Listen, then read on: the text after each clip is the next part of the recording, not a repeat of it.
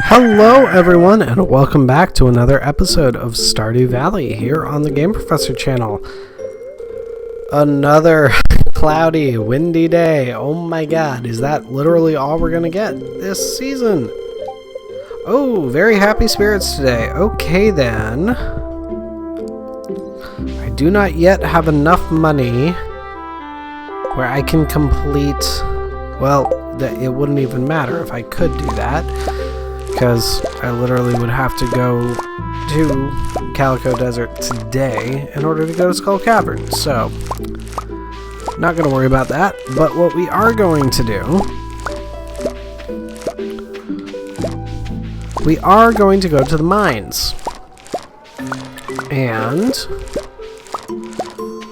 we are going put things in the right place. I am going to save all my pumpkins because I do like to use pumpkins to make pickles. Pickled pumpkins make a lot of money. So, we're going to take advantage of that. Use that to make money.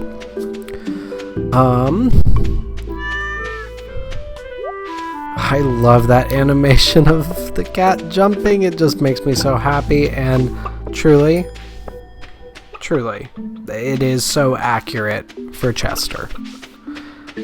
I truly don't think there is a more accurate visual for Chester. Well, no, literally everything with this particular cat model is accurate for Chester. Even Chester has a very particular butt movement when he walks. It's actually one of the first things that Bridget and I noticed about him. I'm gonna buy the walleye because I don't know when I'm gonna get it. And I'm gonna buy a coffee bean because nothing wrong with buying coffee beans, but the walleye...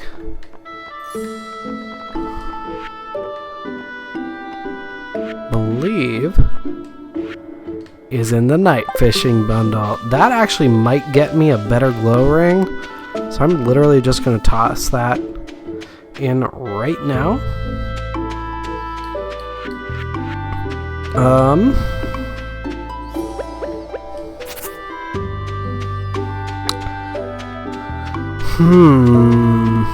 Now I'm wondering, what all do I still have there? All sorts of things for the arson and animal bundle. The greenhouse, I'm still a ways from being able to get, and I'm very aware of that. Construction bundle I can get. I can get the exotic foraging bundle at this point, and then I would just be waiting for the winter forage. Which, the two remaining things that I need for that are literally only available in winter. Let me see though.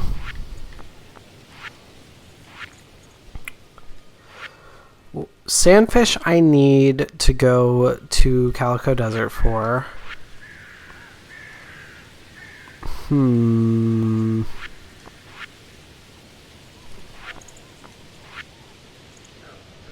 Catfish I need it to rain for. But, whoops, don't need the fiber for that. And I know that I'm taking way more than I need, but I'd rather just take a stack than try to get the precise amount. This is one of those console versus PC things that you come to realize. It's easier to just grab entire stacks of things with the console because we don't have the ability to hit shift to collect in groups of 5 or anything like that. I can hit both A and X at the same time and it'll pick things up faster. But I'm not going to pick I'm not going to pick up precisely 5 at a time. It just goes slightly faster. Oh, it's just another small glow ring? Dang, I was hoping. Those guys... Yeah. Alright. What do I have? Oh, wait. I was specifically bringing these guys for the exotic forage bundle. Get this right, buddy. Get this right. Alright. Get that there. Get that there. There we are. And the bridge repair is actually more significant than you may think. Just because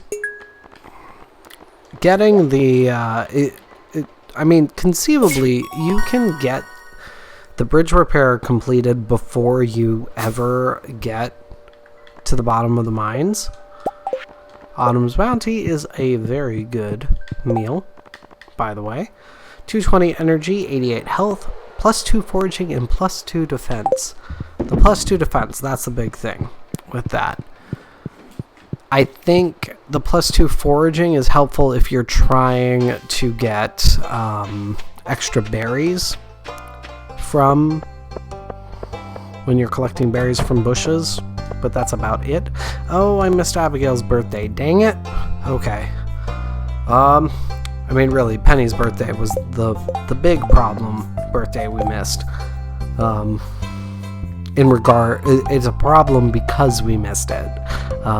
But that's because she's my OTP. So, yeah, you're far enough away. Ooh, Midnight Carp. That's a surprising drop. Okay. I will take that. Let me think. Today we have, because today's a bad luck day, I'm really, or wait, no. Today was neutral luck.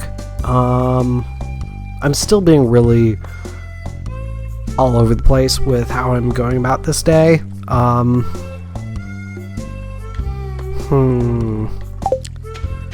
mean, I literally only need one more thing for my crab pot bundle.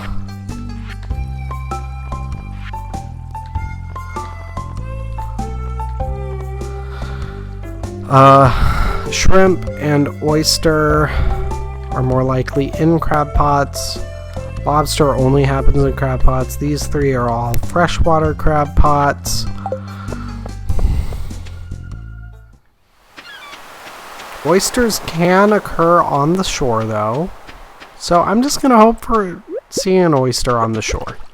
That's what I'm going to do right now. I'm just going to hope to see one on the shore. And obviously I don't see one right now. Hi, Elliot.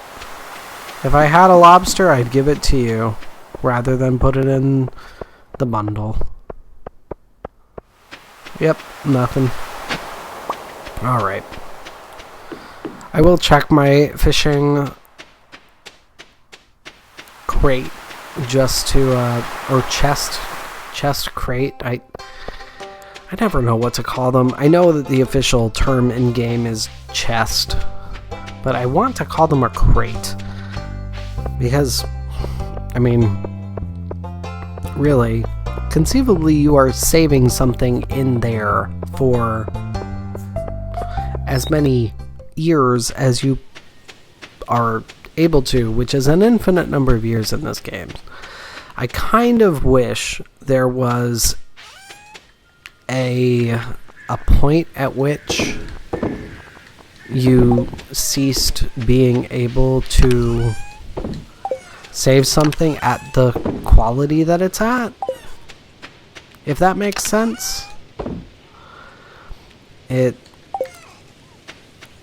Like, you can keep saving something, but if you're planning on it being a gold star or an iridium star something forever, like, frankly,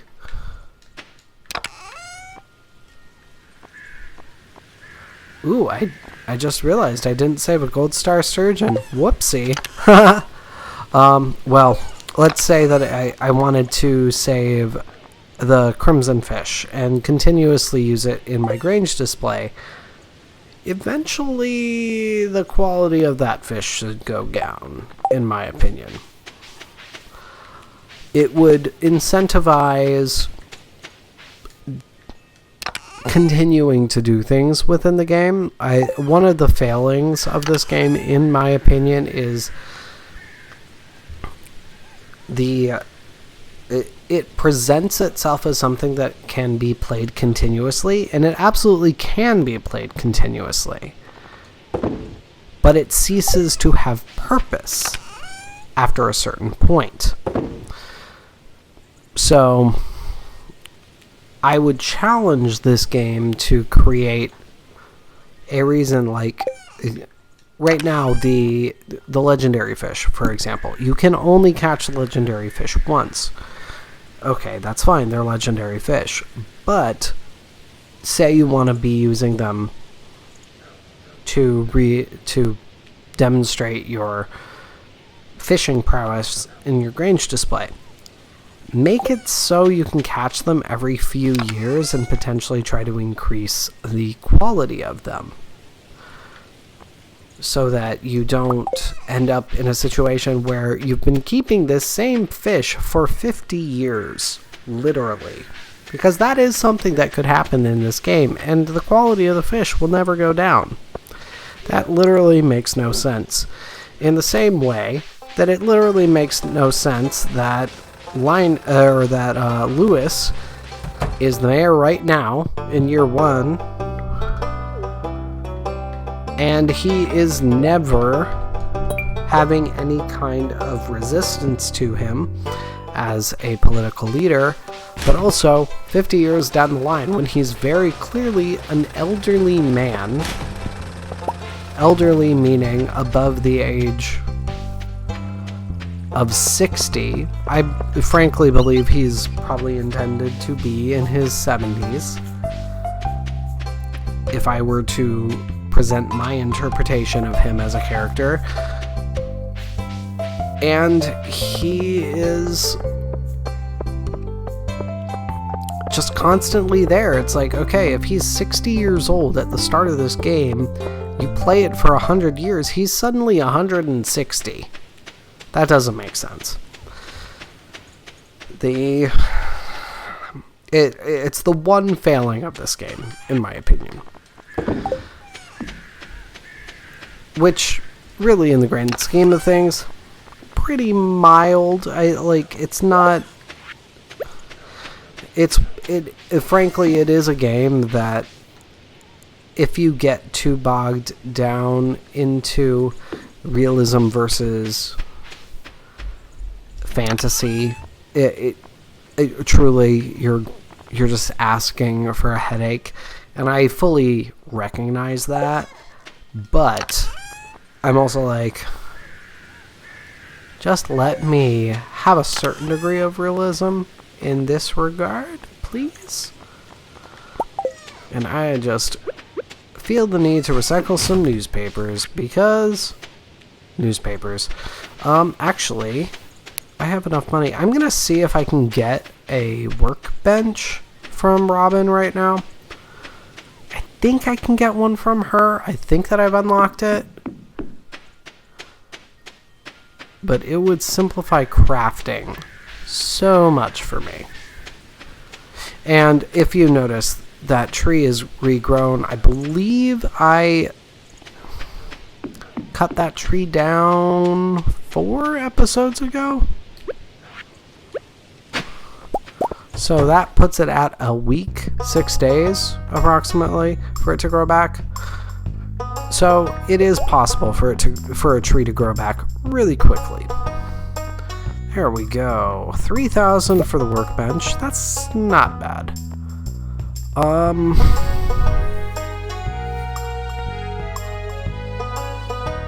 Yeah, I'm gonna get the plasma TV. Gonna get the stone floor recipe, the brick floor recipe, and Can I get the lamppost recipes? Yeah. That probably seems really inconsequential to you all, but there is a reason for it. And as soon as I see this tree, even though I know that I've been talking about the concept of sustainability within this game, yeah, I'm just going to cut it down. Because it's there. And I can get another 19 wood really quickly. You see the effect of the luck there, to a certain degree, actually. Oh, and you see that?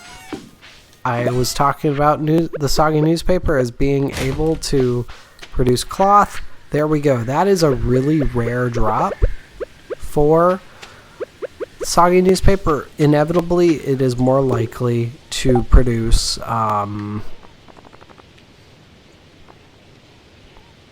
lanterns, or torches, which are 1 wood, 1 sap. Not a lot. Not really something that you need to be specially created for you. Oh, that's good to know. Because I need to put lights around the place eventually. Ooh. Oh, would you look at that? Copper. I am lacking in copper right now. Okay. Well, I'm going to sell some stuff to Gunther. While I'm thinking about it, I'm keeping Neptune's glaive because I would like to keep that around. That was such a lucky drop right off the bat early in this playthrough. I'm not going to just sell that sword. But all these extra rings and stuff, these are, and the wood club and stuff like that, those are easy to sell. They're not worth a lot, but I'd rather just get rid of them. And we can see the vampire ring as well. I will say I'm just going to sell it right away because it's not particularly useful to me. I'm going to give you a field snack. Oh, I'm sorry, Linus. I don't like to stay in one place for too long. I'm sorry, Linus. Oh, darn it. I thought he'd like that. I guess the processing of the natural gifts of the valley didn't quite do it for him. Dang it. I have never tried to give a field snack to Linus, so I truly had no idea what his reaction would be. I was really hoping it would have been a positive one, but darn. I'm pretty sure that was his dislike response.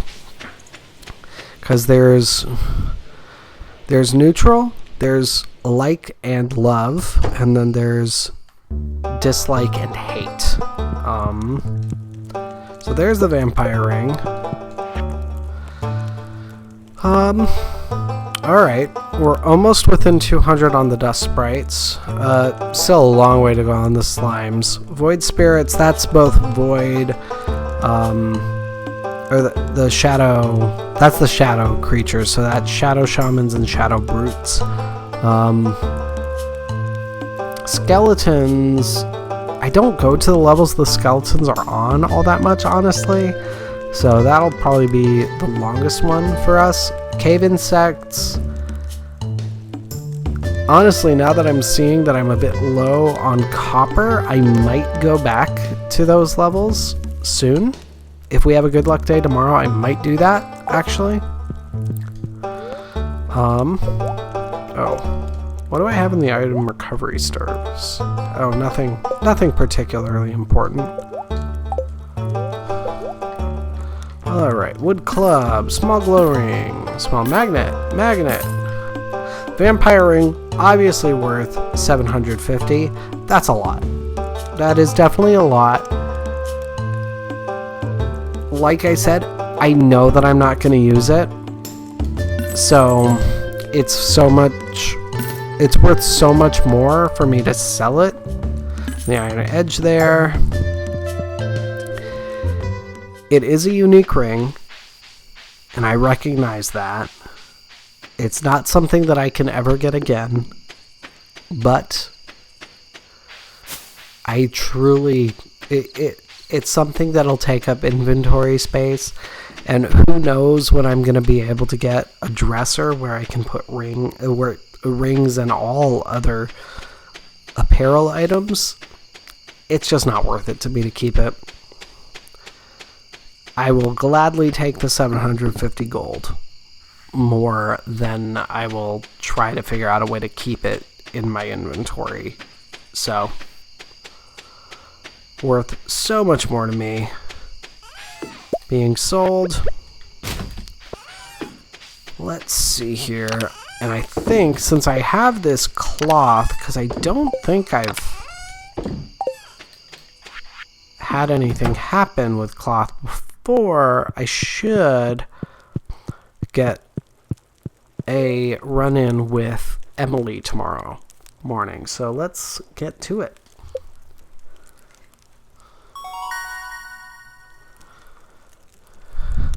All right. Level 10 farming. Oh, yes. So we have artisan goods, wine, cheese, oil, etc. worth 40% more, or agriculturalist. All crops grow 10% faster. I am all about my artisan goods. Give me my wine, give me my pale ale, give me my cheese, give me my oils. We're going artisan. 13,024. 13,479 for everything. Oof. It all adds up quickly, guys. It all adds up real fast. Hopefully we will have a... it's the Stardew Valley Fair tomorrow. Okay. You know what? I might tack on the Stardew Valley Fair to this episode, depending on how long today takes. Neutral luck, okay. I'm honestly probably not going to do too much today. This might just be a quick day in general, so I might tack on the Stardew Valley Fair to this episode. Hi, Game Profess. Good morning. Like I said. You seem to be doing well. The farm looks great. Thanks, Emily. So, you've been here a while, and I'm sure you've acquired some cloth by now, right? Well, did you know that you can use cloth to tailor all kinds of clothes? All you need is access to a sewing machine. And I happen to have one at home. Feel free to swing by and use it any time. Can now access Emily's sewing machine. Awesome! So, yeah. I'll mention that in a sec. To start tailoring, you'll need a piece of cloth and a secondary item. Experiment and see what unique styles are out there. So, I love moments in games that just encourage you to play with things in game. Dear Game Profess, just want to remind you that the Stardew Valley Fair is happening tomorrow. Don't forget to bring your 9 items for your Grange display. Remember, the fair starts at 9 a.m. in the town square. See you there. Don't worry, Lewis, we will not forget. But like I was saying, one of my favorite things with games is when they straight up just encourage you to play with things. I mean,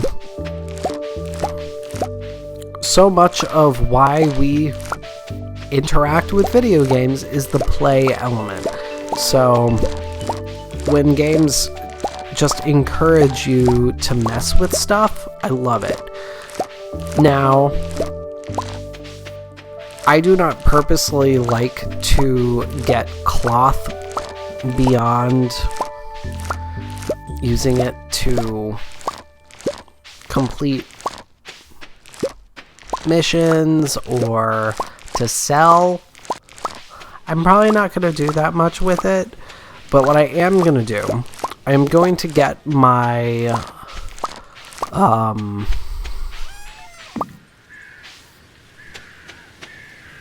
I don't even remember what the boots are called anymore. But the boots that came just ahead of the the galaxy boots, I'm going to take those. I'm going to use those now that I have access to the sewing machine. Also, while I'm at it,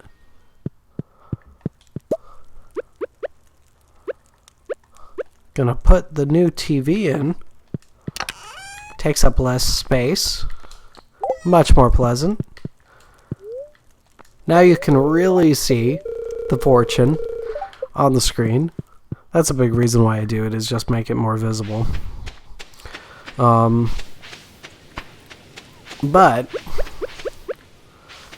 I can get the boots I like, color-wise, to have the stats of the galaxy boots. So, that's what we're gonna do. Where is my fertilizer? There you are. Because, yeah, I'm gonna fertilize all these spots just to get them a little more cared for.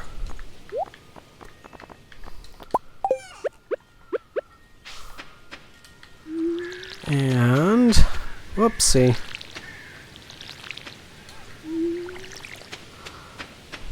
Now, we should have perfect timing to get back over to Pierre's. Get our pumpkins to replace this field. And we should be solid then.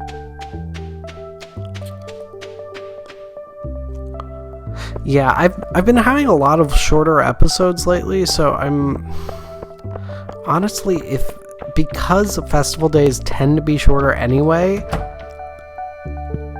I'm thinking that I am gonna just tack on the episode, or tack on the festival.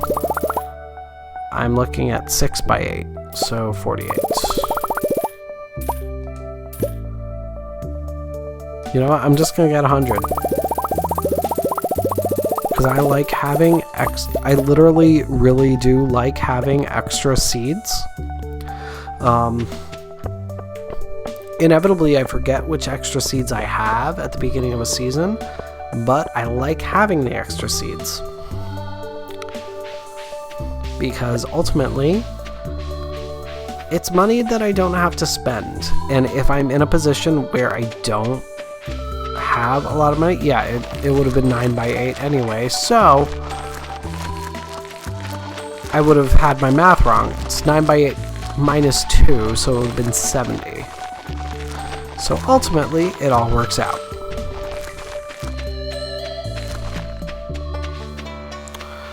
Where did I not get one? That doesn't make sense number-wise.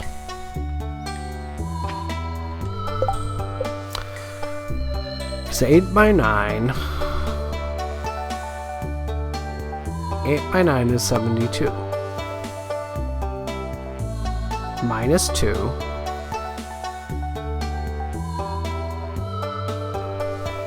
is 70.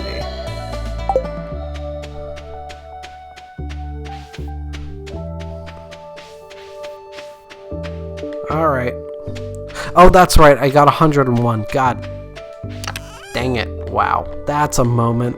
That's a moment. Ugh. This is why I don't buy things in precise numbers, because inevitably I just end up messing with my head. I am gonna get these full-grown trees that are down here out of the way. And you know what?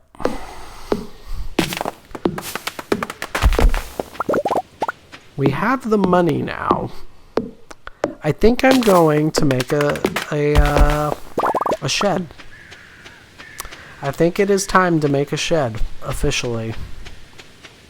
So that's what we're going to do. We're going to make a shed. And then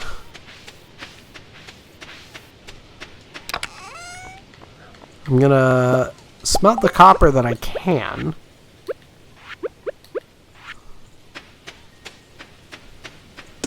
I'm going to make tree taps. And I'm going... Oh my word. What is wrong with me? I'm just going to take a full stack of wood, because I would always prefer to take a full stack of wood if I have it. But we are going to start setting up our system for our brewing empire. Because ultimately brewing, whether it be beer or wine, is how I tend to make the most money in this game. So, hey Lewis, I like to check in with the local businesses and see how they're doing. Same thing, okay. What do you have to say, Robin? Marwa likes gems. She uses them in her inventions. I have no gems right now. Alright. Shed, 15 grand and 300 wood. Let's do it. And I hate the way down here is set up space-wise, because I like to have 3 sheds. So forgive the fact that I'm obstructing the cat bowl. Pardon me there. But it's to make sure that I have 3 and still have the side access. I've done a lot of practices with this farm map and know that that is the way to make it work. I don't like it. I wish that it was very slightly different in terms of spacing, but it is what it is. So, you do what you gotta do, as they say. Let's get the rest of these guys going. I will hold off on any more copper there. Alright. How many tree taps can I make? Oh boy.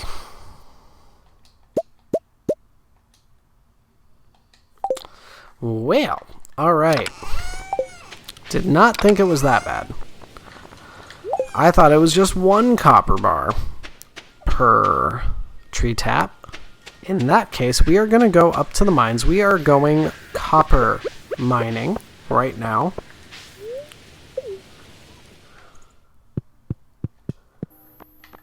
And I realized that I said that I was going to attack on the fair to this episode, but now it is looking like this episode is going to be long enough that I can't really do that. So I'll see what the timing looks like at the end of this episode.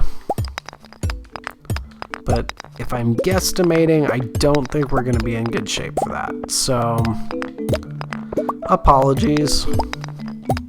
I might have to wait till next episode for the fair, but if we do that, we'll do 2 additional days beyond that. Just because, even though the fair is one of the longer festivals overall, festivals take up less time in game than most other days, so I would like to get lots of copper today. Come on, game, give me copper. Slash ways down. And of course, earth stones, because they are useful when it comes to crafting mail machines and such. Come on. Only at 12. Haven't had too many nodes, I will acknowledge, but still.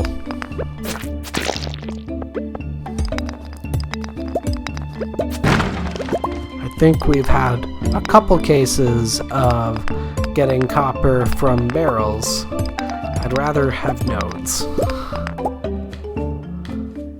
Because I know, I know, meaning I have heard.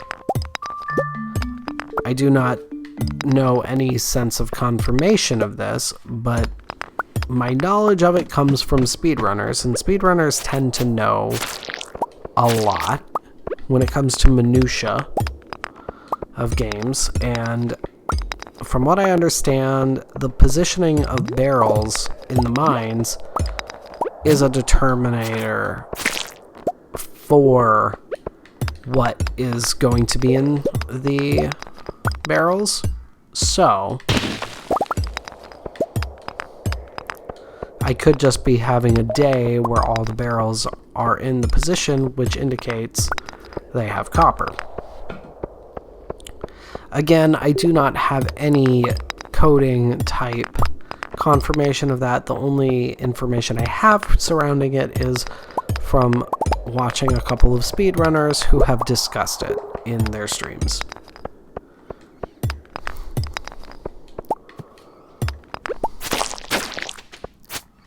Come on, there we go. All right. Oh boy. Yeah, I don't think we're gonna get the festival day on this episode, guys. Sorry about that. Figures that as soon as I say that that's what we're gonna do, it becomes the episode where it can't happen after having 2 quick episodes in a row. Figures. There we go. Get me copper. Just give me a nice big copper vein. Come on. A single node is not a nice big vein. Come on, game.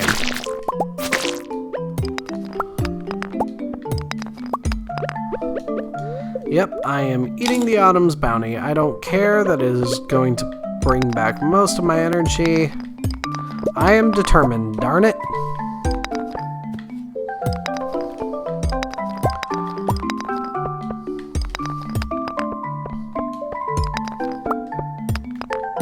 There we go. Alright.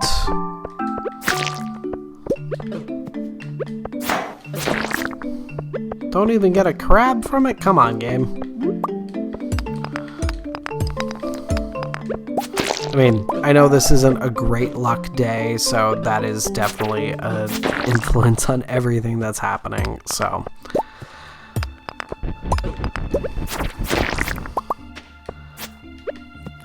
And I believe I've mentioned this before, but one of my biggest pet peeves with people who play this game is when they don't check their luck and then complain about what's happening in spaces that are highly influenced by RNG. It's like,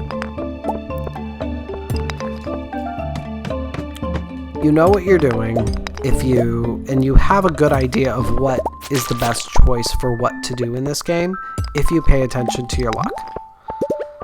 RNG is enough of an influence in the game that paying attention to that can make a big difference. If you choose to not pay attention to it and then complain, it's like you're literally not taking advantage of a resource that is right in front of your face. So, the way I see it is, you don't really have a right to complain.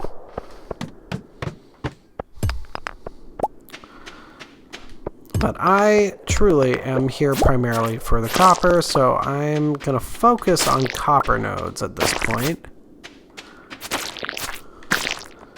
And enemies, obviously, where they impact me.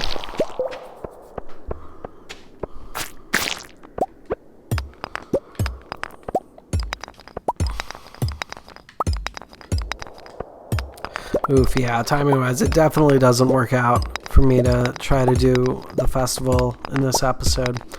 So yeah, we'll start off next episode with the festival, and then we'll do 2 days after that. It'll probably be a slightly longer episode, but I'm committing to that right now, just because we've had a couple of short episodes, and now we're hitting another episode that's more typical length for us. So, want to make sure that I'm creating something relatively consistent for you all with this series. I realized this is a game that, because of RNG and because of really a lot of different factors, depending on how much time you spend in certain areas, you can end up with drastically different amounts of time in episodes if you're trying to create an episodic adventure. But I like consistency. I like trying to create consistency, so forgive me. And it's 12, so I'm just going to head back at this point. We're just at 40 minutes right now, so figure that's a good stopping point. And I will put some copper in overnight just to keep us going. Oop. Need my coal. Get my coal back.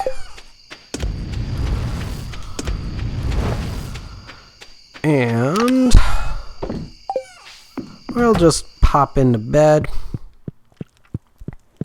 There's the Chester. There we go.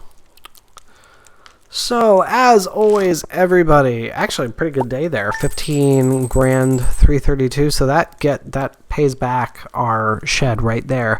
So, thank you as always for watching. Be sure to hit the subscribe button so you always know when I have new videos coming out, and follow the links to the Facebook page and the Discord server so you can join the conversation. We've been hitting a lot of interesting topics in the last few episodes of Stardew, and at this point we are we are done with our we're well done with our little Telltale Walking Dead playthrough, so there's plenty to talk about on all these fronts, whether it's this game, Walking Dead, Assassin's Creed, or Mass Effect. So be sure to join the conversation. I want to hear your voices. So thank you always for watching, and I will see you all next time, everybody. But until then, this is your Game Professor, signing off.